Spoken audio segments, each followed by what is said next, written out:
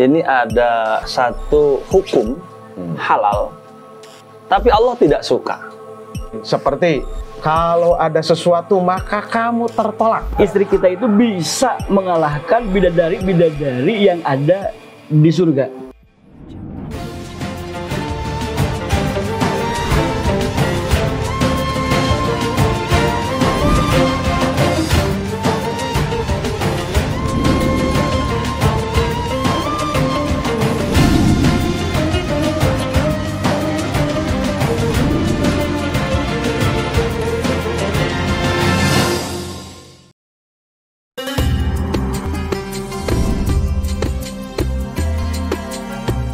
Bismillahirrahmanirrahim. Assalamualaikum warahmatullahi wabarakatuh. Waalaikumsalam warahmatullahi wabarakatuh. Alhamdulillahilladzi ja'alal ka'bata qiblatan lil mu'minin.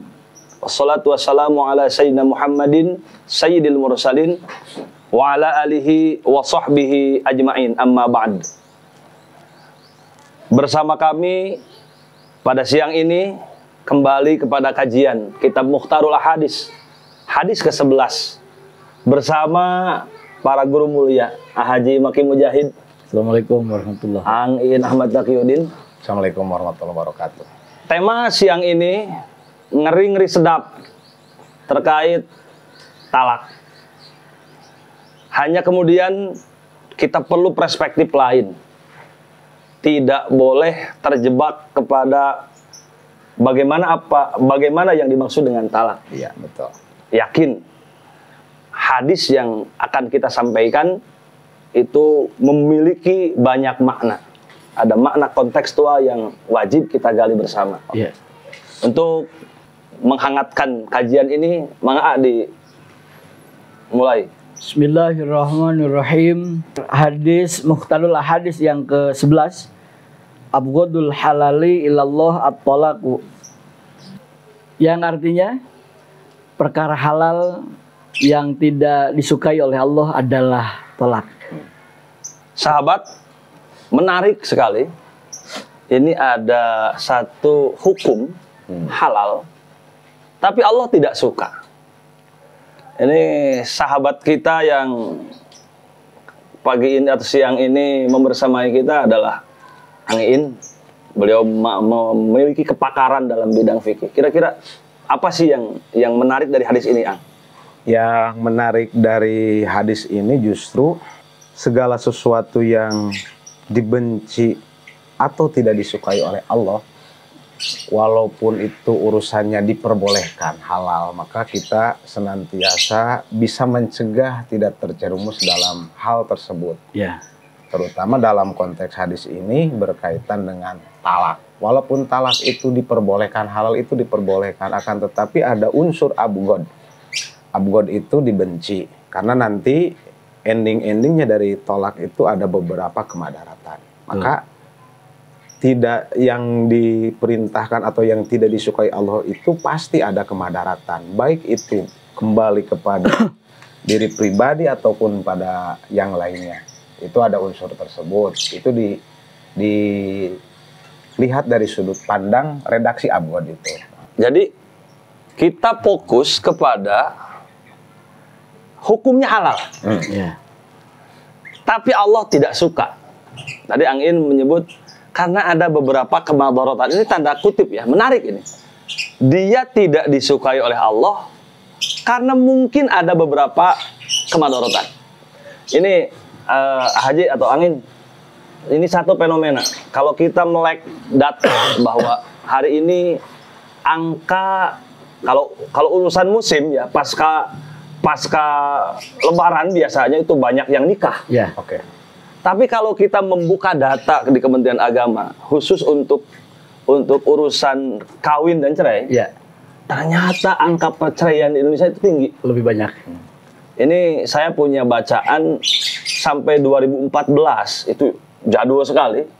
Itu dari sekian orang yang berumah tangga, 3% itu talak. Dan dari 3% itu, talak itu dimulai dari laporan istri. Nah, ini menarik. Padahal tidak Allah sukai, tapi banyak terjadi. Kira-kira Ang, bagaimana fikih membahas talak ini agar masyarakat bisa paham? Oke, sebelum kepada bagaimana itu madarat, bagaimana itu diperbolehkan, bagaimana halal. Dalam hal ini kan fikih pun menceritakan tentang ada yang dinamakan di dalam hukum munakahat itu kan ada babut tolak. Babut tolak. Babut tolak itu dikaji dalam konsep ilmu fikih bahwa surah Al-Baqarah ayat 229 at-tolaqu marratan fa imsakum bima'ruf au tasrihum bi ihsan.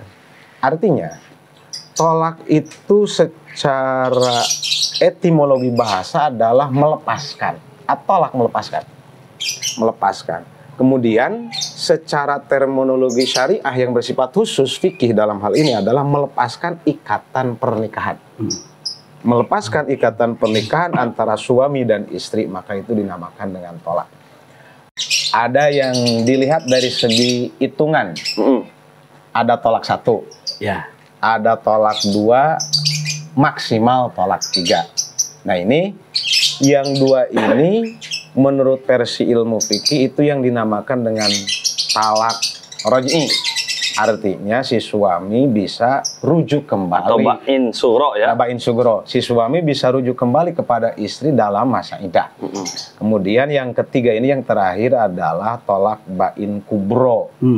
Tolak ba'in kubro tidak bisa kembali.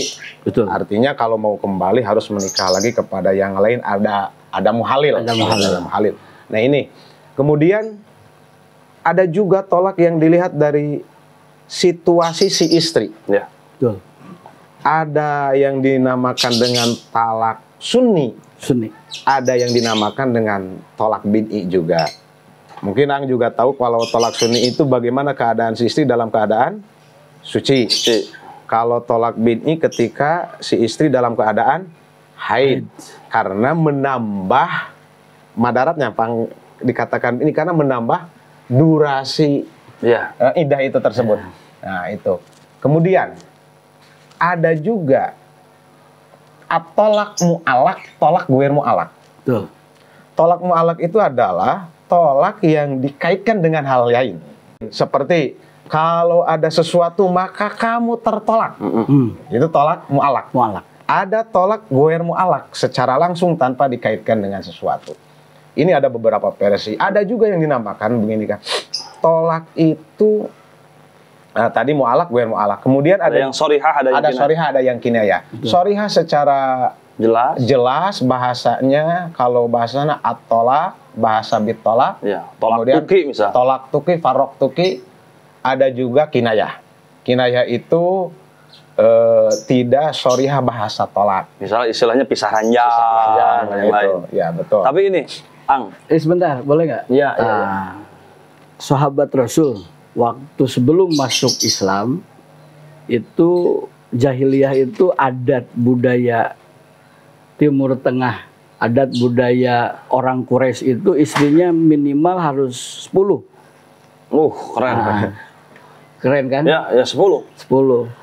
Tetapi begitu masuk Islam, Rasul memerintahkan amsik arba'an wa farik sairhunna. Bahkan di sana wajib ya tolak. Bahkan itu wajib. Berarti dalam masalah tolak ada sunnah, ada wajib, ada haram, ada bid'ah. Ya.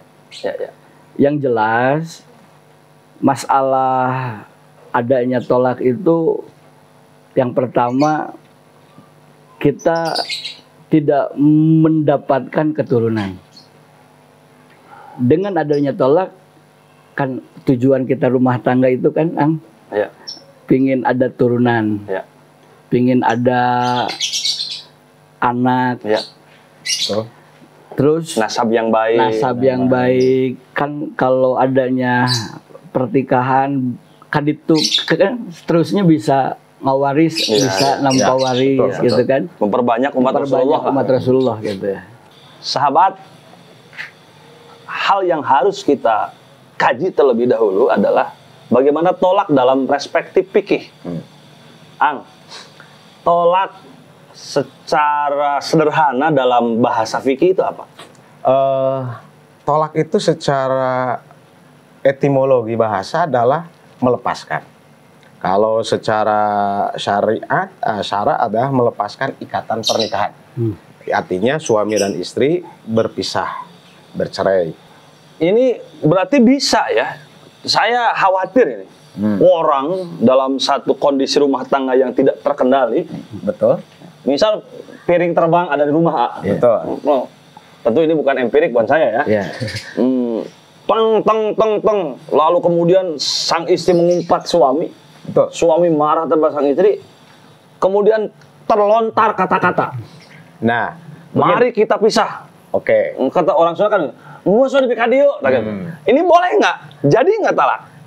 Tolaknya itu kan ada tolak yang sorihah. Kalau dengan bahasa-bahasa yang tolak jelas, maka jadi. Bahasanya di dalam ilmu fikih itu at-tolak dan farrok tuki. Enggak, kan gini Kak. Orang awam itu nggak ngerti bahasa Arab. Dia sedang marah, sedang marah, kemudian terlontar kata-kata berbahasa Arab. Tolak itu kan nggak gitu. Misal gini, udah sekarang kita pisah saja. Nah, nggak usah nepi dia orang pisahan we. Sah nggak itu? Ini kata-kata tersebut masuknya kategori kinayah, tolak kinayah atau tolak sorihah. Ya, enggak, itu sorihah. Kalau dia nggak niat pun jadi. Sorihah itu nggak niat pun jadi. Subhanallah, pemirsa. Ini kita mengambil banyak pelajaran dari talak dalam perspektif fikih. Hati-hati dengan sumpah serapah, apalagi yang menghantarkan kita mengumpat istri dengan kata-kata yang menjurus kepada talak. Karena kalau lafadznya jelas, dengan bahasa azam pun tanpa niat sah. Haji, kita sederhanakan kembali ya. Nikah itu ibadah. Ya. Sementara talak itu halal, tapi Allah tidak suka. Bagaimana nilai ibadah dari nikah itu dalam perspektif Haji?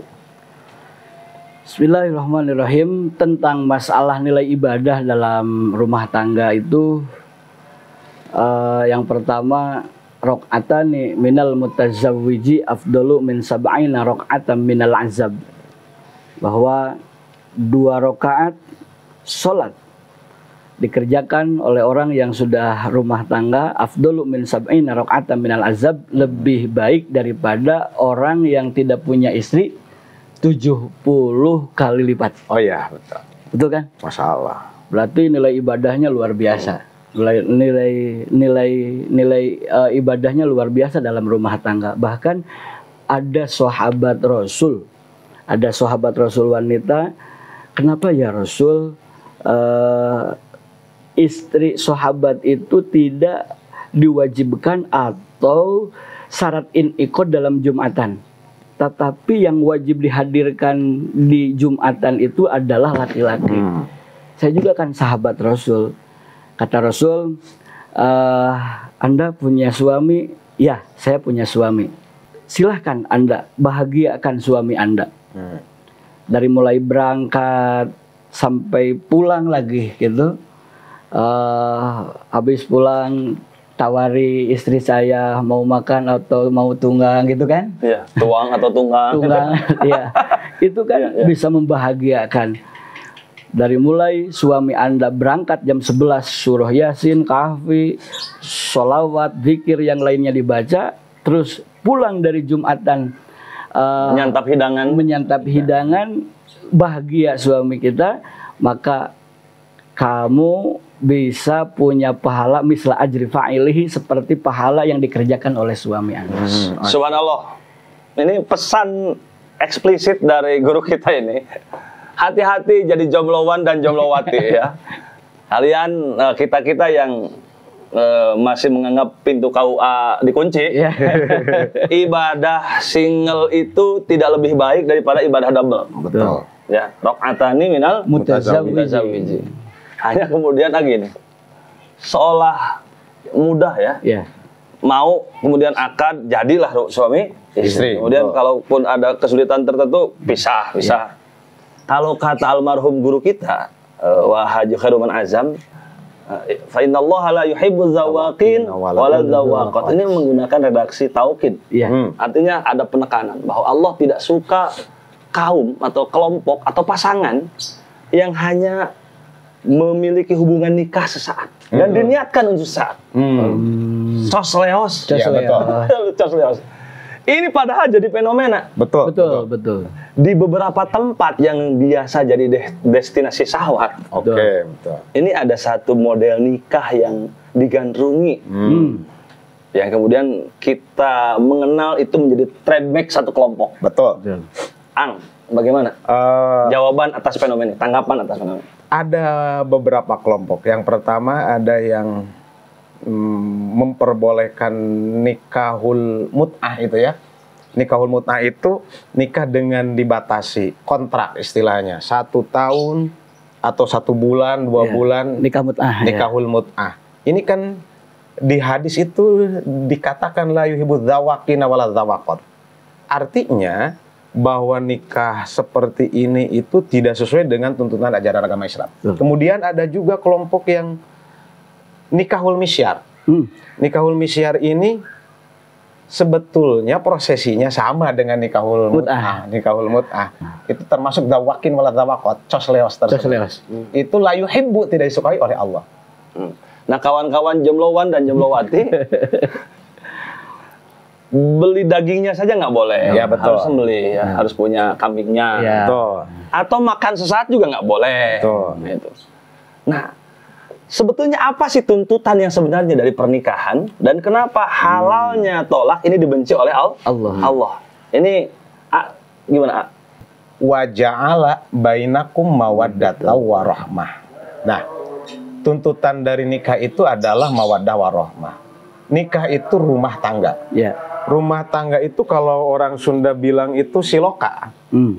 Rumah tangga itu alat untuk naik. Tanjakan. Nah, tanjakan untuk naik. Nah, rumah tangga itu adalah bagaimana kita setiap waktu melewati tangga-tangga tersebut untuk mencapai puncaknya. Puncaknya itu adalah litas kunu ilaiha. Nah, waholako Allah menciptakan pasang-pasangan itu adalah hak prerogatif Allah. Mungkin Aang dulu orang Cipete, Ciamis, kemudian menikah dengan Tesopa. Ini jangan jadi curhat ya. Ini waholako itu adalah langsung Allah yang menciptakan. Kita berserah terhadap hak prerogatif Allah sebagai Jodoh. bagian dari wamin ayatihi. Ya, wamin ayatihi itu anholako itu adalah hak prerogatif Allah. Jodoh itu adalah di tangan Allah. Kemudian waja'ala bainakum mawaddata warahmah, bahasanya pakai ja'ala, bukan holako. Artinya untuk mencapai mawaddah warahmah itu dibutuhkan proses ikhtiar kita. Betul. Karena bahasanya waja'ala. Ya, makanya dalam hadis ini, Ya, betul. kita tidak boleh terjebak dalam hal tolak saja. Betul. Makna yang tersimpan dari hadis ini adalah perintah untuk membangun harmoni. Ya, dan mempertahankan pernikahan. Betul. Jadi bagaimana ikatan itu tetap kuat. Betul. Bagaimana jalinan kasih itu berujung kepada litaskunu ilaiha wa ja'ala bainakum mawaddatan warahmah. Bahkan ini kalau kita masuk ke surga Allah, ke jannah Allah, Allah akan memberikan bidadari. Allah akan memberikan bidadari. Tetapi kalau bidadari yang dibawa dari dunia, dari alam dunia ini dibawa ke surga, ternyata istri kita. Ya, betul. Istri kita itu bisa mengalahkan bidadari-bidadari yang ada di surga. Masya Allah. Kenapa? Bidadari istri kita yang dibawa dari dunia ke surga Allah bisa mengalahkan bidadari yang ada di surga sebab pernah capek, pernah berusaha, berupaya kita supaya bisa mawaddah warahmah. Meski biasa-biasa saja tadi. Meski biasa-biasa saja. Pemirsa, ini ada fakta baru. Haji Maki itu saya anggap salah satu guru muda yang pandai menguak sebuah fakta. Kita kan selalu dalam ibadah itu ada motif lain. Ya. Tergiur. Kenapa sholatnya khusyuk? Nanti supaya dapat bidadari. Kenapa mau jihad? Ya. Nanti bisa seperti ya kan ada satu sahabat yang meninggal dalam keadaan syahid, kemudian tersingkaplah betis sang Bidadari. Ya. Kata beliau, istri kita di dunia, Ya. mohon maaf, tidak rasis. Meski biasa-biasa saja, Iya. itu akan jadi bidadari Di surga. Allah subhanallah. Ini saya teringat dalam satu pepatah yang disampaikan oleh salah satu almarhum juga.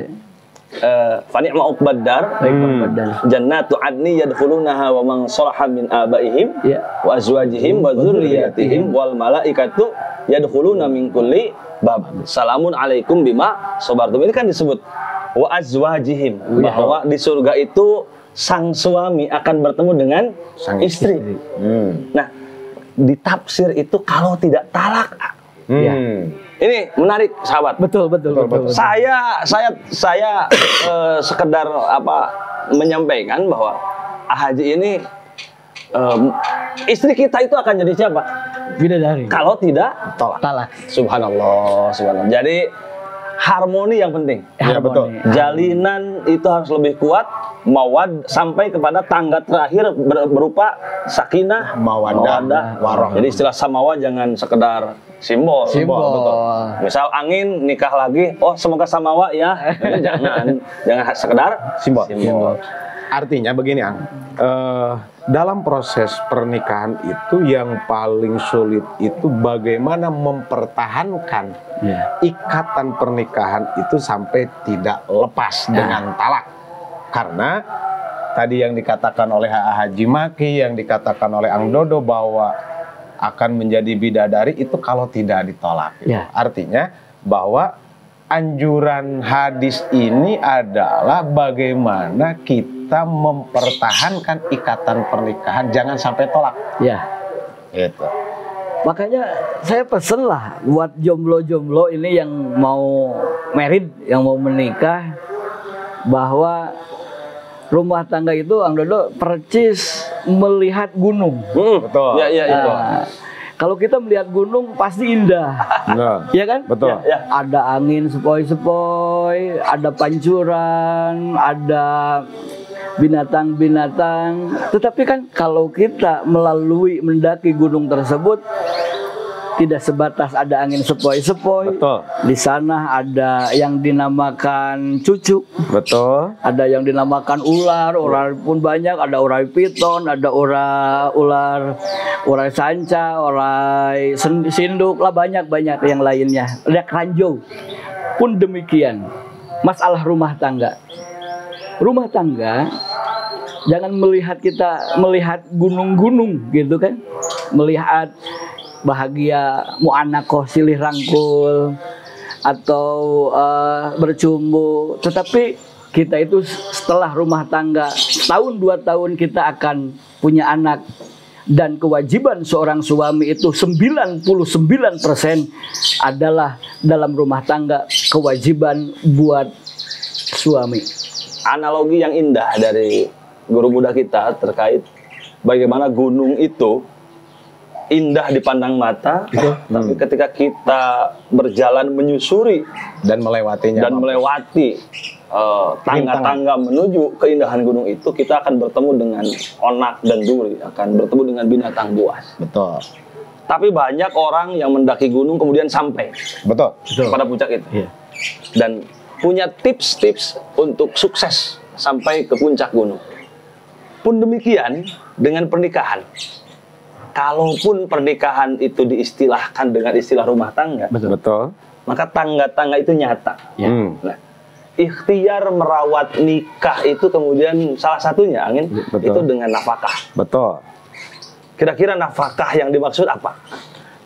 Begini, ikhtiar untuk menyelamatkan atau mempertahankan pernikahan rumah tangga ini sampai kepada puncak litas kuno ilaiha wa ja'ala bainakum mawaddatan warahmah, maka kita harus mengikuti tuntutan yang disyariatkan oleh agama. Ada beberapa di antaranya ikhtiarnya bagaimana diatur tentang nafkah. Orang yang berkemampuan, berkecukupan per hari itu berapa nafkahnya. Orang yang tidak berkecukupan per hari itu berapa nafkahnya. Kemudian dalam interval waktu 6 bulan atau 1 tahun 1 kali, bagaimana kita memberikan pakaian yang layak untuk seorang istri. Bagaimana kita memberikan nafkah yang layak untuk seorang istri. Itu adalah ikhtiar-ikhtiar secara dohiriyah. Secara dohiriyah untuk mempertahankan jenjang pernikahan ini supaya kepada puncak litaskunu ilaiha. Subhanallah. Sahabat, agama ini sangat mempermudah hidup kita. Betul. Bahwa ternyata ada aturan yang tertulis dalam agama. Betul. Bagaimana kita bisa mulus dan terus dalam dalam akad pernikahan. Betul. Apakah hanya cukup dengan nafkah dohir saja? Atau ada nafkah versi lain? Ya tentunya ada nafkah batin lah. Betul, betul. Nafkah apa? Nafkah batin. Nafkah batin, betul. Nafkah batin, ya. Gimana? Biasanya adanya perceraian, angka perceraian itu tidak ada sebahagian orang yang tidak terpuasi masalah nafkah batin. Subhanallah. Makanya di dalam kitab Uqudul Zen, Ya betul. bahwa nafkah batin itu ada 1 minggu itu ada yang menurut kata ulama 4 kali. Subhanallah. Gitu. 4 kali. 4 ronde, 4 kali. 4, ya boleh katakan 4 ronde boleh. Yang paling baik itu malam Jumat. Malam Jumat pahalanya itu persis seperti membunuh Yahudi 70. Subhanallah. Sahabat, ini lagi-lagi kalau berbicara dengan guru kita yang satu ini akan dibawa kepada satu objek bahasan yang terbarukan. Dia sangat paham bahwa agama itu punya berbagai sisi dan menarik. Kemudian seperti hanya tadi, nafkah itu ternyata ada nafkah batin dan disebutkan kitabnya. Para ulama itu sangat sayang kepada kita. Betul. Sehingga menyusun beberapa catatan atau tulisan literasi, ya betul. Seperti tadi kita bawa Uqudul Zen. Itu kitab itu aja. Banyak. Ada Fathul Ijar juga. Pakarnya aja yang ngobrol. Fathul Ijar ada. Fathul Ijar. Terus satu lagi? Ya, Pak Qurratul Uyun. Artinya begini, Ang. Ada beberapa di dalam literasi para ulama itu diceritakan hak dan kewajiban. Bagaimana hak seorang suami dari istri, kewajiban suami untuk seorang istri. Agar tidak sampai terjerumus kepada hal tolak tersebut. Subhanallah. Kemudian juga ada hak seorang istri dari suami, ada kewajiban seorang istri kepada suami. Semuanya secara eksplisit jelas dijelaskan di dalam kitab-kitab tersebut. Makanya yang ngaji mandok ya kita ngaji. Supaya kita sampai kepada tujuan rumah tangga itu kepada puncak litaskunu ilaiha. Man aroda dunya fa'alaihi bil ilmi wa man aroda al-akhirah fa'alaihi bil ilmi wa man arodahuma fa'alaihi bil ilmi. Sahabat, poinnya adalah ilmu. Betul. Sebelum apapun, pahami dulu ilmunya. Kalimah thayyibah itu mengajarkan bagaimana kita atau aku yang jadi pelaku atau subjek di dalam tataran kudrat Allah itu harus memiliki ilmu. Betul. Termasuk bagaimana menggunakan kalimah thayyibah dalam berumah tangga. Agar tidak terjerumus kepada abghadul halal. Nah, gini ya. Nikah itu lihifdin nasl atau lihifdin nasab. Bahwa nikah itu untuk merawat keturunan atau merawat nasab. Betul. Sementara talak Allah benci meski halal. Betul. Ada nggak kaitannya antara tujuan pernikahan dengan talak ini? Hifdun nasal atau hifdun nasab itu adalah bagian daripada manfaat dari ad-din atau asyariah. Nah, prosesnya adalah melalui pernikahan. Ya. Makanya supaya tidak terjadi kepada turunan nanti kita terombang-ambing, anak menjadi broken home Betul. karena orang tuanya bercerai, maka nanti itu pun tidak terjadi karena abghadul halal itu di sana. Ada beberapa kemadaratan daripada at-thalaq tersebut. Nanti nasal turunan ataupun bagaimana keturunan kita itu tidak harmonis. Nah, Betul. Itu. anak bisa jauh sama bapak, anak Betul. bisa jauh sama ibu. Bahkan jadi gak punya anak. Betul. Iya betul, nggak punya anak. Umat Rasulullah jadi Kurang. Kurang. sedikit. Sedangkan Rasul berkata, "Fa inni ubahi bikumul umam." Allahu Akbar.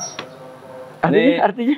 Bahwa saya itu akan merasa bangga ketika umat kami itu banyak. Allah. Harus jadi mayoritas. Harus jadi mayoritas. Walaqad katabna fi zaburi min ba'di dzikri Annal arda yarithuha ibadiyas sholihun. Itu kan jamak ya. Betul. Artinya kita harus jadi mayoritas, harus dominan, harus lebih banyak daripada yang lain. Dan cara yang halal itu adalah pernikahan. Dan talak adalah urusan yang halal Tapi dibenci. dibenci oleh Allah. Mengakhiri jumpa kita siang ini terkait hadis ke-11 dalam kitab Mukhtarul Hadis, Abghadul halal ilallah at-talaq. Kita akan dengarkan bagaimana closing statement dari para pengampu hadis pada siang hari ini. Mang Ang. Bismillahirrahmanirrahim. Bahwa hadis ini bukan mengajarkan bagaimana kita untuk melaksanakan talak, tapi bagaimana kita mampu mempertahankan ikatan pernikahan sampai kepada menuju kita kepada surganya atau kepada ridhonya Allah Subhanahu wa taala. Gimana? Sebelum kita rumah tangga, pelajari dulu, kaji dulu tentang masalah rumah tangga, supaya kita tidak terjebak dengan adanya pertolakan, perceraian. Istilah awal dulu, ngaji dulu sebelum ngajimak. Ya, betul. Sebab Ang, nikmatnya rumah tangga itu 25% loh. Oh, iya. 70, Sisanya? 75% nama fullan. Sahabat, selalu asik kalau kita tenggelam dalam kajian, tapi apalah daya waktu yang harus memisahkan kita semua. Mudah-mudahan apa yang kita kaji pada siang hari ini bermanfaat untuk kita. Amin ya Allah. Nikah adalah akad berpasangan atau nikah yang setelahnya ada kebolehan untuk mewati yang asalnya haram. Dan talak adalah urusan halal yang Allah tidak suka karena banyak hal yang akan terjadi, banyak madarat yang akan kita rasakan. Mudah-mudahan bermanfaat. In tansurullah yansurkum wa yutsabbit aqdamakum. Wassalamualaikum warahmatullahi wabarakatuh.